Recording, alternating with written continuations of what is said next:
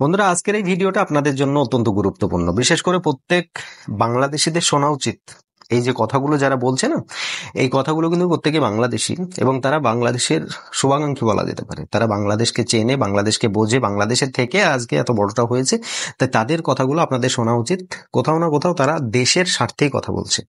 আপনারা যারা এই যে ইউনূসের নাচে, ইউনূসের পায়ে পা দিয়ে নেচে বেড়াচ্ছেন, তারা একদিন বুঝতে পারবেন যে তারা কি ভুল করেছেন। যাই হোক বন্ধুরা, ভিডিওটা দেখবেন। দেখার পর যদি আপনাদের ভালো লেগে থাকে অবশ্যই ভিডিওটা শেয়ার করবেন আর চ্যানেলটিকে সাবস্ক্রাইব করে পাশে থাকা বেল আইকনটি বাজিয়ে দেবেন আর আবার ভিডিওটি লাইক করে আরো সকলের কাছে শেয়ার করে দেবেন। তো চলুন আপনাদের সঙ্গে প্রতিবেদনটি শেয়ার করছি। আর যদি আপনি ভাবেন যে যৌক্তিকভাবে এটা মিথ্যা ধর্ম, বানোয়াট ধর্ম, এই মন্দিরের মাধ্যমে কোনো উপকার হয় না, এটা ভাঙা উচিত, আমি বলবো একই যুক্তিতে একই কারণে সমস্ত মসজিদগুলো ভেঙে চূর্ণ বিচূর্ণ করা উচিত। প্রত্যেকটা মাদ্রাসাগুলোতে কি হচ্ছে, তারা কি শিক্ষিত হচ্ছে ভাই? 1450 বছরের আগের কিছু হাদিস টাদিস পড়ছে, সমাজে কোনো উপকার আসছে এরা? মানুষের বাড়িতে খাচ্ছে এরা, রাষ্ট্রে কোনো উপকার হচ্ছে? একজন ডাক্তার বৃদ্ধি পাচ্ছে দেশে, ইঞ্জিনিয়ার কোনো কাজে আসছে মানুষের কাছে খোঁজাখুঁজি ছাড়া? আমাদের জীবনটা হয়ে গেছে ভাই, অস্বীকার করতে পারবেন? তো মাদ্রাসাগুলো ভেঙে গুড়িয়ে দেওয়া হোক না, স্কুল কলেজ ভার্সিটি বানানো হোক, ইঞ্জিনিয়ার পাবে, ডাক্তার পাবে, সমাজের উপকার আসবে, রাষ্ট্রের উপকার আসবে। কথাগুলো খুব খারাপ লাগছে, কিন্তু আমার কথাগুলো এখান থেকে না, এখান থেকে বোঝার চেষ্টা করুন। সালাম, আশা করি ভালো আছেন। খুব একটা ভালো নেই আমি। জুলাই গণঅভ্যুত্থানের পর থেকেই বাংলাদেশে মূর্তি ভাঙা হচ্ছে, ভাস্কর্য ভাঙচুর হয়েছে, মাজার ভাঙা হয়েছে, এই জন্য ভাঙাভাঙির এক মহোৎসবে পরিণত হয়েছে। কিন্তু কেন? দেখুন, আওয়ামী লীগের পতনের পিছনে কারা ছিল? প্রায় সর্বস্তরের মানুষই ছিল। এখন যেভাবে চলছে, গণঅভ্যুত্থানের পর থেকে, আওয়ামী লীগ সরকারের পতনের পর থেকে তৌহিদি জনতারা, আলেম ওলামারা, তারা মনে করছেন দেশটা তাদের নবী রাসূলের, এই দেশে ইসলামের আধিপত্য হবে, ইসলামী হুকুমত কায়েম হবে, কায়েম করেই তারা ছাড়বেন, সেই প্রচেষ্টাই করা হচ্ছে। ইসলাম যেখানে দুর্বল থাকে সেখানে ইসলামের মূল চিত্রটা, স্বরূপটা প্রকাশ পাবে না। ইসলাম যেখানে প্রবল, আর বাংলাদেশের প্রেক্ষাপটে এখন প্রবল কিনা জানি না, ক্ষমতায় আসবেন কিনা তার ছিটেফোঁটাও আসলে বলা যাচ্ছে না, কিন্তু তারা মনে করছেন যে সম্ভাবনা আছে এবং তারা অলরেডি দেশটা তাদের নিজস্ব সম্পদ বলে মনে করছেন। এক কথায় যদি বলতে চাই তাহলে আমি বলতে পারি যে বাংলাদেশের তৌহিদ জনতা, আলেম ওলামারা, ধর্মপ্রাণ মুসলিমরা ইসলামটাকে প্রবল মনে করছেন। আর যে দেশে ইসলাম প্রবল হয়, ইসলাম শক্তিশালী হয়, সেই দেশেই কিন্তু ইসলামের আসল চিত্রটা ফুটে ওঠে।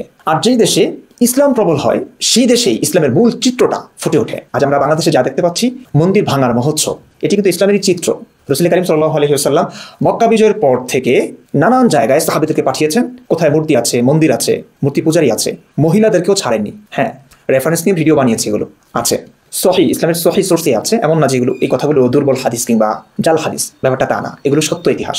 আল্লাহ রসুল মূর্তি ভেঙেছেন, মন্দির ভেঙেছেন এবং মূর্তি পূজারী অন্য ধর্মের মানুষদেরকে মূর্তি পূজারত অবস্থায় নির্মমভাবে তার আদেশেই সাহাবীরা করেছেন, দুটুকরো করে ফেলেছেন মহিলাদেরকে, যেগুলো পৃথিবীর কোনো সভ্যতায় মানা যায় না। আমি মানতে পারছি না, আপনারা যারা শুনছেন অনেকে হয়তো মানতে পারবেন না। এবং এই যুগে যদি এমন কোনো চিত্র ঘটে, একজন মহিলাকে দুটুকরো করে ফেলা হচ্ছে শুধুমাত্র সে তার ধর্ম পালন করছে, তার বিশ্বাস অনুযায়ী সে কাজ করছে বলে, সেই মানুষটাকে দুটুকরো করে ফেলেছে, দৃশ্যটা একটু ভাবুন। আপনি যত বড় মুসলিমই হন না কেন, আপনি মানতে পারবেন না। যাই হোক, বলছিলাম বাংলাদেশে যে মন্দির ভাঙা হচ্ছে, কেন ভাঙা হচ্ছে? দেখুন, ধর্মপ্রাণ মুসলিমরা মনে করছেন মন্দির হিন্দুদের মিথ্যা একটা ধর্ম, মিথ্যা উপাসনালয়, এর মাধ্যমে কোনো কিছুই হয় না, না সমাজের উপকার হয়, না রাষ্ট্রের উপকার হয়, না পারিবারিক কোনো সমস্যার সমাধান হয়। ওকে, আমিও তাই বিশ্বাস করছি, ধরে নিলাম। আমি হিন্দু ধর্ম সম্পর্কে জানি না, মূর্তি পূজায় কোনো লাভ হয় কিনা আদৌ আমার জানা নেই এবং সেই বিশ্বাস আমি রাখছি না আপাতত। কিন্তু আমি এটা বিশ্বাস করি, বহু বছর আমি নিজে ইমাম ছিলাম, নামাজ পড়েছি, নামাজের মাধ্যমে, মসজিদে যাওয়ার মাধ্যমে আমার কোনো উপকার হয়েছে কিনা? না, সময় নষ্ট হওয়া ছাড়া আমি কোনো উপকার দেখিনি আমি। মানুষ কাজ করবে, পরিশ্রম করবে, সে তার ফল ভোগ করবে, সফলতা পাবে। সবকিছু হয় মানুষের প্রচেষ্টার মাধ্যমে। হ্যাঁ, কখনো আকস্মিকভাবে আমাদের কিছু মিলে যায়, কিছু পেয়ে যাই।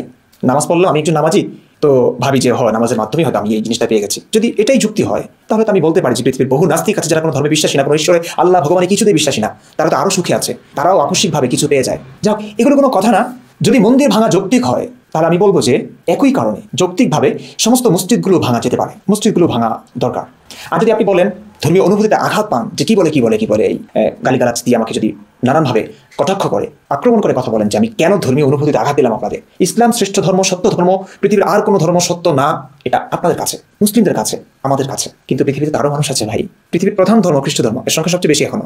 ইসলাম অনুসারে খ্রিস্ট ধর্ম ভুল। তো পৃথিবীতে তো শুধু আপনারাই একা নন, বহু মানুষ আছে। 200 কোটি যদি মুসলিম ধরি, যদি এত না 150 কোটি থেকে 200 কোটি ধরতে পারে, পৃথিবীতে 700 কোটি মানুষ আছে, আরো 500 কোটি ভিন্ন ধর্মের, তাদের কাছে ইসলাম সত্য না। এখন আমি আপনাদের এই যে ধর্মীয় অনুভূতিটাকে শ্রদ্ধা জানাই, ওকে, মসজিদ থাকুক, যদি এতে কোনো ফায়দা হচ্ছে না, না সমাজের, না পরিবারের, না রাষ্ট্রের, কোনো লাভ হচ্ছে না, জায়গা জমি নষ্ট হচ্ছে, কোটি কোটি টাকা খরচ হচ্ছে, কোনো লাভ হচ্ছে না, কোনো মানুষ কিছুই পাচ্ছে না নামাজ পড়ে। নামাজটা কোত্থেকে আসছে? মেরাজের ঘটনা থেকে। মেরাজ কোথা থেকে সংঘটিত হয়েছে? কোন রাত্রে? উম্মে হানির ঘরে ছিলেন যেই রাত্রে আল্লাহ রসুল। উম্মে হানি কে ছিলেন? মাহরাম? না না না না না, নন মাহরাম একজন মহিলা যার সঙ্গে ইসলামিক দৃষ্টিকোণ থেকেই দেখা দেওয়া, কথা বলা, রাত্রি যাপন তো দূরের কথা, না জায়েজ। সেই নবী উম্মে হানি যে চাচাতো বোন ছিল যার সঙ্গে দেখা দেওয়া জায়েজ নাই, তার ঘরে রাত্রি যাপন করেছেন। কেন? তাহাজ্জুদ করেছে? জানি না, করতেও পারেন। কিন্তু ঘটনা হচ্ছে মেরাজের মতো এত গুরুত্বপূর্ণ ঘটনা, যে ঘটনাটি ঘটেছে উম্মে হানির ঘর থেকে, এটা কিভাবে মানা যায়? নামাজ সেই মেরাজের ঘটনা থেকে এসেছে। সকালে উঠে লোকদেরকে কি বলবেন যে উম্মে হানি ঘরে ছিলেন না? তিনি বললেন যে হ্যাঁ, আসমানে গিয়ে, সাত আসমানে গিয়ে, আজিমে গিয়ে আল্লাহর সঙ্গে সশরীরে সাক্ষাৎ করে এসেছেন। মানুষ প্রশ্ন করেছে, বোকাশোকা মানুষরা, সরলমনা মানুষরা, ও আচ্ছা, আল্লাহর সঙ্গে সাক্ষাৎ করেছেন, নিশ্চয়ই কিছু নিয়ে এসছেন। কি নিয়ে এসছেন? কোনো হাদিয়া তোফা, কোনো ফল ফ্রুট কিছু নিয়ে এসছেন কিনা? একের পর এক গল্পগুলো এরপর থেকে বৃদ্ধি পেতে থাকলো। হ্যাঁ, জান্নাত দেখেছেন, জাহান্নাম দেখেছেন, অনেক কিছুই দেখেছেন। আল্লাহর পক্ষ থেকে উম্মতে মুহাম্মদের জন্য কোনো বিশেষ কোনো উপহার আছে কিনা? হ্যাঁ আছে, 5 ওয়াক্ত নামাজ। এই 5 ওয়াক্ত নামাজ পুরো 200 কোটি মুসলিম যা অত্যন্ত গুরুত্বের সঙ্গে আদায় করছেন, পালন করছেন। সেই নামাজ এসেছে মেরাজের ঘটনা থেকে, এবং সেই মেরাজের ঘটনাটি ঘটেছে উম্মে হানির ঘরে রসুলের অবৈধ রাত্রি যাপনের মাধ্যমে। সেই নামাজে কিছু হবে, উপকার হবে, আমি মানছি না। যৌক্তিকভাবে যদি বলি তাহলে আসলে এই নামাজও কোনো কিছুই না, মসজিদগুলো ভাঙা দরকার। এখন আপনি যদি বলেন যে ধর্মীয় অনুভূতিতে আঘাত লাগবে, ধর্মের ক্ষেত্রে কোনো যুক্তি চলে না, ঠিক আছে, আমি মানলাম আপনার ধর্মের প্রতি, আমাদের ইসলাম ধর্মের প্রতি, মসজিদের প্রতি শ্রদ্ধা আমার আছে, মসজিদগুলো ভাঙা যাবে না, কারণ কিছু মানুষের বিশ্বাস অনুযায়ী মসজিদ উপকারী, মসজিদ কাজ দেয়, ওকে।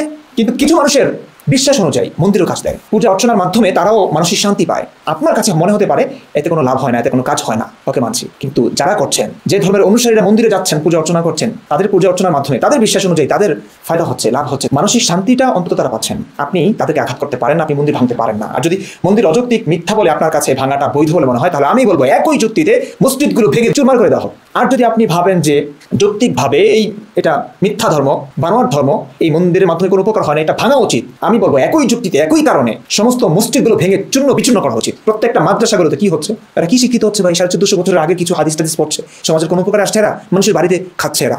রাষ্ট্রের কোনো উপকার হচ্ছে? একজন ডাক্তার বৃদ্ধি পাচ্ছে দেশে, ইঞ্জিনিয়ার কোনো কাজে আসছে মানুষের কাছে খোঁজাখুঁজি ছাড়া? আমাদের জীবনটা এইভাবে গেছে ভাই, অস্বীকার করতে পারবেন? তো মাদ্রাসাগুলো ভেঙে গুড়িয়ে দেওয়া হোক না, স্কুল কলেজ ভার্সিটি বানানো হোক, ইঞ্জিনিয়ার পাবে, ডাক্তার পাবে, সমাজের উপকার আসবে, রাষ্ট্রের উপকার আসবে। কথাগুলো খুব খারাপ লাগছে, কিন্তু আমার কথাগুলো এখান থেকে না, এখান থেকে বোঝার চেষ্টা করুন।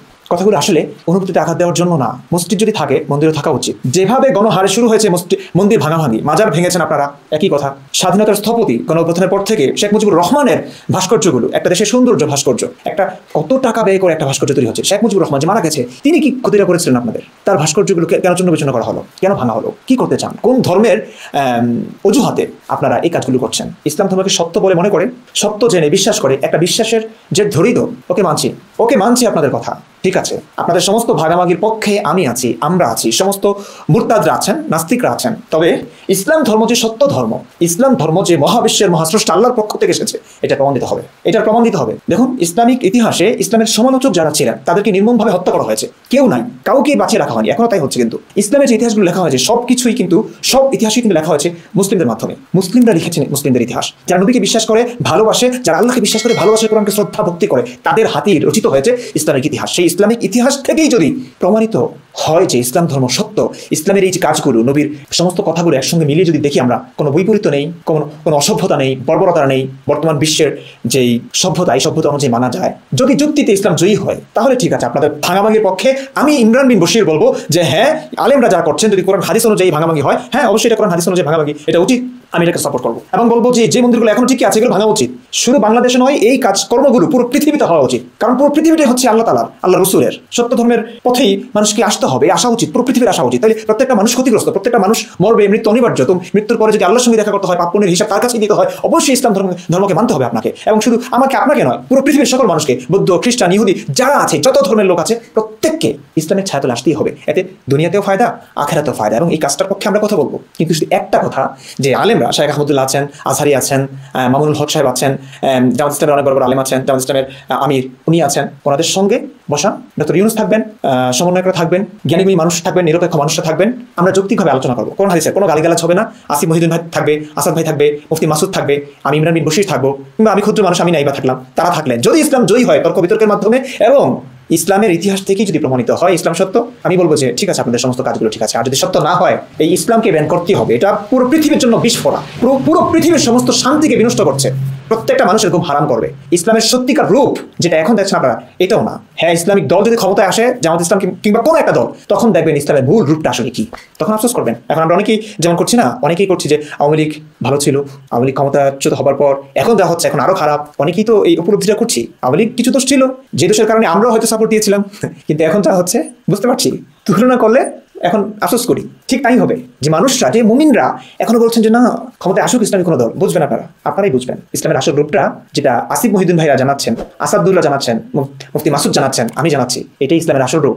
এবং এটা দেখবেন, ইসলাম ক্ষমতায় আসলে দেখবেন, ইসলাম যেখানে প্রবল শক্তিশালী, সেখানে ইসলামের মূল রূপটা আপনারা দেখতে পাবেন।